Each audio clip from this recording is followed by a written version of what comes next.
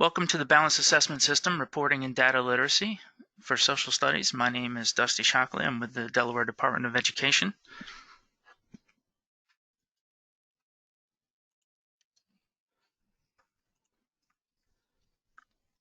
I want to talk to you today about balanced assessment systems and social studies reporting in particular. This webinar is the second in a series of 3. So we find it helpful to include this graphic. We used it in our first one as well. To show the balanced assessment system model for the state of Delaware. Each assessment type is color-coded for clarity on how each is integrated into our system. It's important to note, and we'll talk about this a little bit later also, that formative and benchmark assessments are assessments for learning, whereas interims, summatives, including state testing, are assessments of learning. As a balanced assessment system has different types of assessments, there are also different types of reporting and reports available. So the purpose of this module is to provide you with an understanding of the types of reports available for social studies and how to use and communicate the data. Reports available for each type of assessment will be discussed. We will also talk a little bit about what will be used in our next webinar. So after administering any type of assessment, you need to analyze and interact with the data to make appropriate decisions and adjust instruction to support students' needs. Data analysis shouldn't be reliant on just one score, but the root cause of them. So what's the goal of a report, and what do you do with the data that's intended to be included? They should be clear and highlight the information for a teacher to take action on. Each assessment is or should be carefully designed and have the following elements. For DeSSA Social Studies, we know that all items are aligned to Delaware Social Studies standards. The test design is comprised of the standards being assessed with an emphasis for the grade being tested. The achievement level descriptors outline the content expectations at each of the levels students will demonstrate. For the summative assessment, we have 4 achievement levels, 1, 2, 3, and 4, and these are determined by the scale score a student gets on the test. And finally, we need a reporting system that's clear to understand and share with all stakeholders.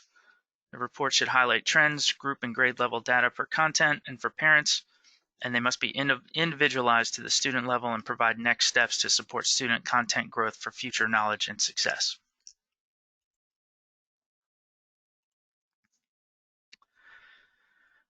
We often think of education as a system of inputs and outputs, with inputs consisting of investments in curriculum and materials, professional development and instruction, and student outputs illustrated through classroom and state assessments.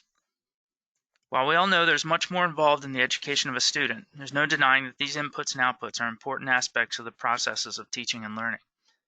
If used correctly, assessment data can assist teachers and administrators in making wise decisions for the improvement of student learning. Classroom formative assessment data can be used immediately to inform appropriate shifts in instruction to assist with student understandings and misunderstandings, and teachers can quickly modify materials or instruction to clarify a point. When interim or benchmark assessments are common across classrooms, then student data can be used to assist with decision-making for local professional development and material investments. Similarly, when state assessments measure expected standards, then outcomes on professionally developed assessments can be utilized to identify weak spots in curriculum and instructional materials that can be fortified, or to perhaps improve professional development where outputs indicate the areas of low performance, noting that areas of high performance need little or no increased attention. A high-quality assessment system can provide relevant and ongoing feedback and information for targeted decision-making to increase efficiency, accuracy, and performance for students at all levels.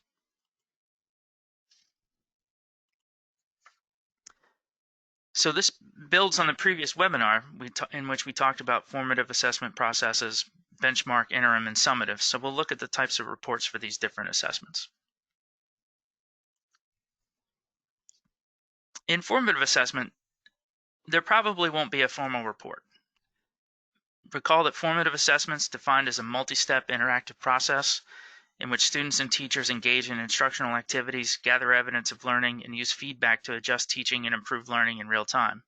They're ongoing and used daily to focus lesson plans and individual student needs. Formative assessments are administered by teachers only for the explicit purpose of diagnosing where students are in their learning and where gaps in knowledge and understanding exist. They're usually small scale and minute by minute to provide immediate feedback.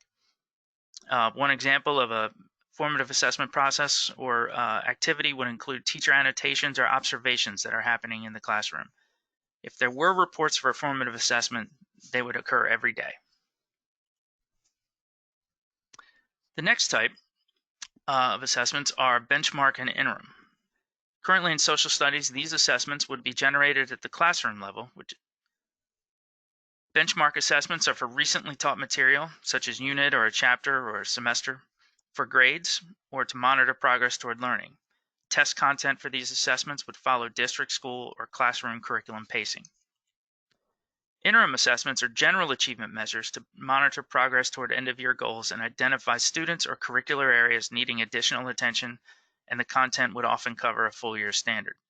Interims are very similar to benchmark, though interims are used 2 or 3 or 4 times a year and administered by a school district, and benchmark testing occurs more frequently and are given by classroom teachers and district-wide.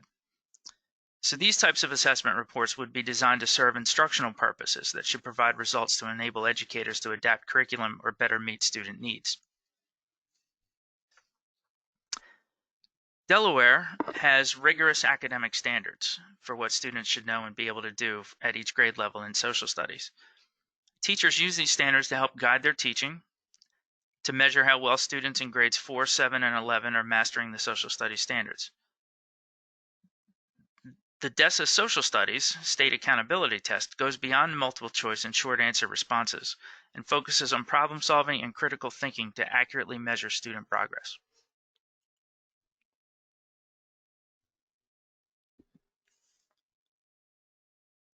Some key features of the DESSA Social Studies. DESSA Social Studies measures how well a student, for example, in grade 4 would understand social studies content and concepts in civics, economics, geography, and history. Students are asked to go beyond the retention of a body of facts to an understanding of the why and how of social studies concepts and big ideas. The DESSA Social Studies Summative Assessment provides a more generalized view of the alignment of curriculum, instruction, and assessment to provide a system of social studies education with an opportunity for shared reflection and informed decision-making at classroom, school, and district levels. It's important to note that unlike more traditional social studies tests, DESSA Social Studies focuses on applying content rather than student memorization. Among its features includes universal text-to-speech as a read-aloud support, accommodations for those who need them, and has been developed with input at a variety of levels from K-12 teachers, higher ed faculty, and other experts.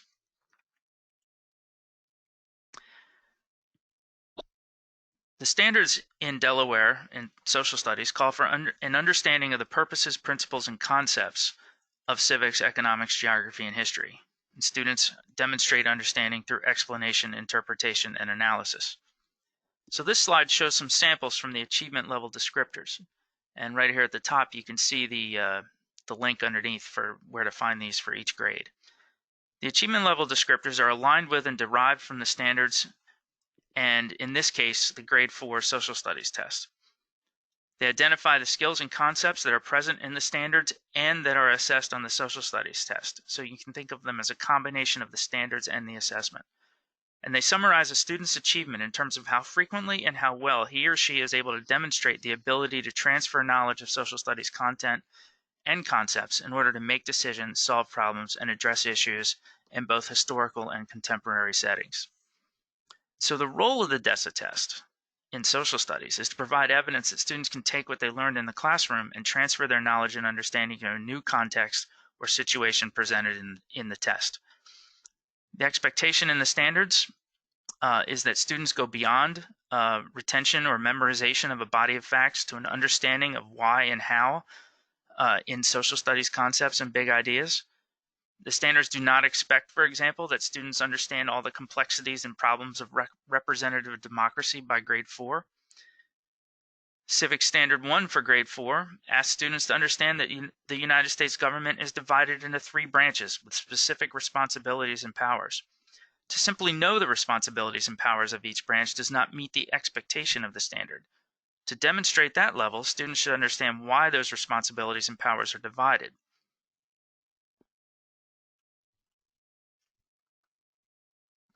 Now let's look at the DeSSA Social Studies test design, using grade 4 as an example. The Social Studies test is roughly evenly divided between the 4 content areas of social studies: civics, economics, geography, and history. Each student takes what is called the common section. It's about 47 items. Each content area has an item cluster, or 6 items linked together around a social studies context, and an additional 5 to 6 standalone items. Each item cluster has 6 items, 3 multiple choice, 2 technology enhanced, in which students would drag and drop or manipulate the content on the screen in some way, and 1 short written response item. You can visit this link at the bottom for a sample practice test in grades 4, 7, and 11.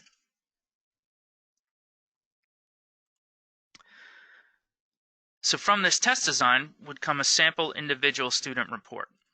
It provides a comparison of the student's individual scale score to the state, district, and school scale score. These reports will be available for students on the DeSSA Social Studies and Science portal. It provides a summary of the student's content area results by showing the percent of items correct for each content area. This is a calculation for each content area of the number of items a student answered correctly divided by the number of items to which the student responded. The student's able to use the information in this box to determine his or her relative strengths in the content areas of social studies.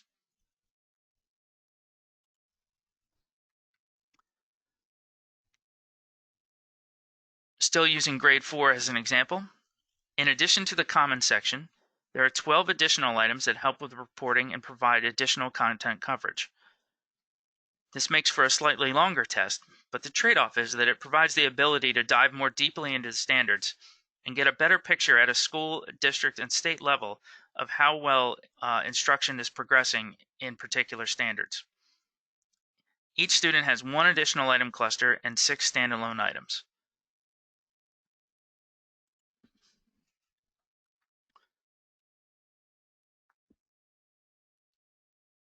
So we talked about summatives being an assessment of learning rather than for learning, such as formatives. So the statewide tests are summative, and they're used for the purpose of accountability for state and federal requirements. Summative assessments in the classroom are intended to check what students know and can do that demonstrates what they've acquired over longer periods of time and not based on instruction that just took place. Summative assessments are generally not used for grading purposes. But they are used for accountability and can be a helpful source of information for educators in understanding their student performance to help guide instruction. For example, if a teacher looks in Ed Insight reporting, and we'll talk about how to get there in just a second, for DeSSA Social Studies, they can correlate their students' performance scores to how well they did for particular standards.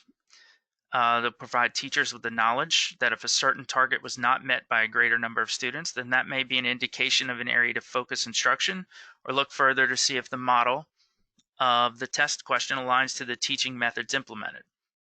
The next 3 slides will show examples of reports for the summative state assessment. And so I see a question in the chat box. Do we know when we will get the data by benchmark? So that is coming. I expect to have it by the end of this week, and we'll do some validation of that data, and then it should be available in the following week after, and that actually will be the focus of our 3rd webinar, which will be scheduled, I think, for March 6th. So to get to the sample score reports that give us the data we have available now, you would go to IMS and click on Ed Insights reporting portal. You would go to State Assessment in the Ed Insight reports and click on this that little plus box. And then I think that the most helpful report is the score summary table. So you would search for this, and it's alphabetical, so just go down through the S's. The score summary table for district. You can get it as an Excel report, although it is available as a PDF or Word or any other type. And then you fill out this information. The year would be 2019. Your district, I can't show any particular districts because that would be a violation of privacy. So I just have these sample slides available for you. The assessment would be DESSA, and the subject would come up, and you would be able to select science or social studies. And here's one filled out below for science for the district of the Department of Corrections. And then we blacked out all the data underneath. So when you look at the next steps with available data, and this will be true once we get to the third webinar as well, and actually more true once we have that additional information about benchmark level. The teacher would often get a student level report in which they would make decisions for students. The principal, and really probably the teacher, would get a school and student level report in which they can make grade level decisions within the school for instructional purposes and targeting professional learning. And a curriculum director would be able to do that at the district level.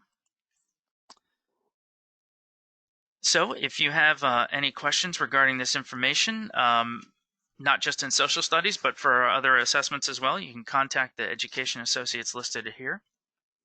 Are there any questions from anyone that would like to follow up either in the chat box or in audio?